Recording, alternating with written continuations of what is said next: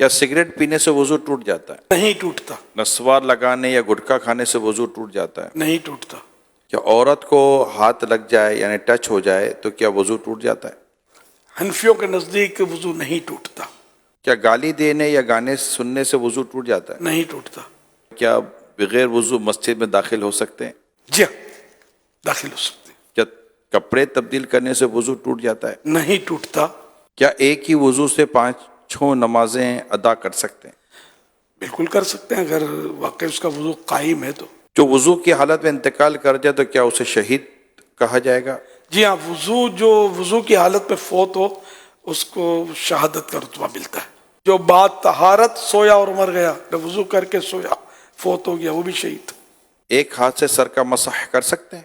ہو جائے گا۔ مسئلہ سر کا مسح کیسے کرنا چاہیے؟ سنت تو یہ ہے کہ جیسے کہ دونوں ہاتھ تر ہیں اور سیدھے یہ ہاتھ ملا کے اس طرح لے جائیں کہ ہر بال جو ہے یہ اس پر تری پہنچے پانی کی، سر کے جتنے بال ہیں نا یہ ظاہر ان سب کے اوپر آ جائے، یہ سنت ادا ہو گئی۔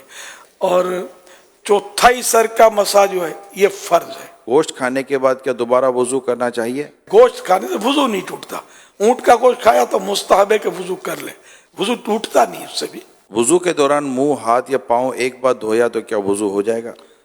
وضو ہو جائے گا، سنت چھوٹی، کیا ناخن کاٹنے سے وضو ٹوٹ جاتا ہے؟ نہیں ٹوٹتا۔ شیشے کے سامنے کھڑے ہو گئے تو وضو ٹوٹ جائے گا؟ آئینہ دیکھنے سے وضو نہیں ٹوٹتا۔ وضو کے بعد دعا پڑھنے کی کوئی فضیلت ہے؟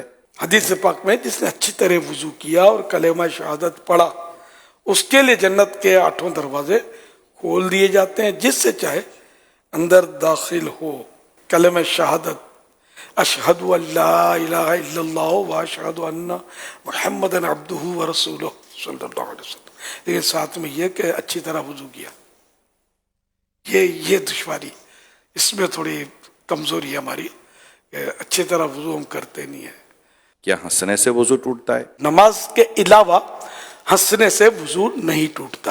اور نماز میں پھر یہ کہ بالغ جاگتے میں نماز کی حالت میں، کہ بعض اوقات نماز میں نیند بھی آ جاتی ہے، تو بالغ جاگتی حالت میں سجدے والی نماز میں جن میں سجدے ہوتے ہیں، ان میں اگر زور سے ہنسا، قہقہ جس کو بولتے ہیں، قہقہ لگا کر ہنسا تو اس کا وضو ٹوٹے گا، ورنہ اتنا ہنسا کہ خود اپنی آواز سنی دوسرا نہ سنے، اتنی آواز نہیں نکلی تو وہ نماز ٹوٹی، وضو نہ ٹوٹا۔